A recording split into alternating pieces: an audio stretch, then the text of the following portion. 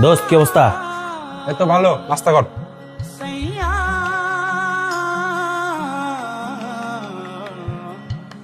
রাজু, ওই হিসাবটা কি ছিল জন্য? 500 টাকা দিয়ে গেছিলাম। দোস্ত 1000 টাকা দিত, দাওতে যাবো। ধর। ঠিক আছে বন্ধু, আগালাম তাহলে।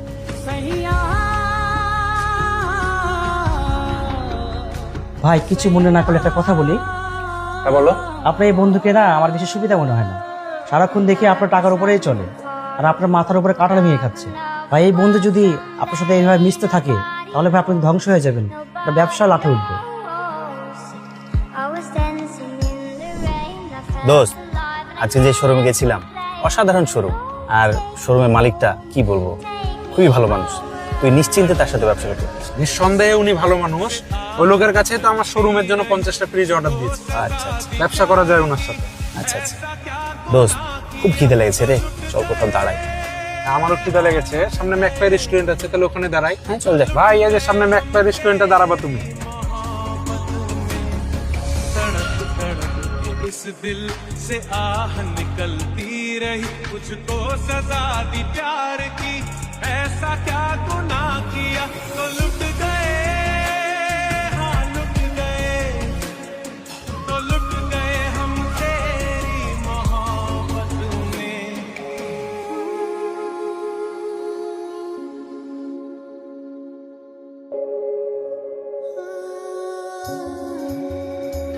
मेरे दिल তাহলে তুই বিলটা দিয়ে আয়, আমি বাইরে দাঁড়ালাম। আপনার এই বন্ধুকে না আমার বেশি সুবিধা মনে হয় না। সারাক্ষণ দেখি আপনার টাকার উপরেই চলে। ভাই আমাদের বিলটা কত হলো? সেটা जाते जाते तुझे जीत जीत हारूं, বন্ধু ওর জ- प्राण प्राण वारूं, आए ऐसे मैं निहारूं, तेरी आरती उतारूं।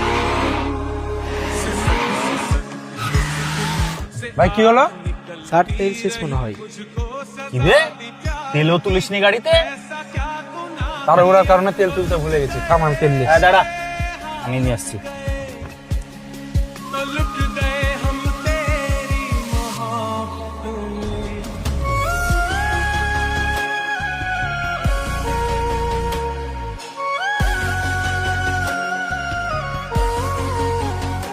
দোস্ত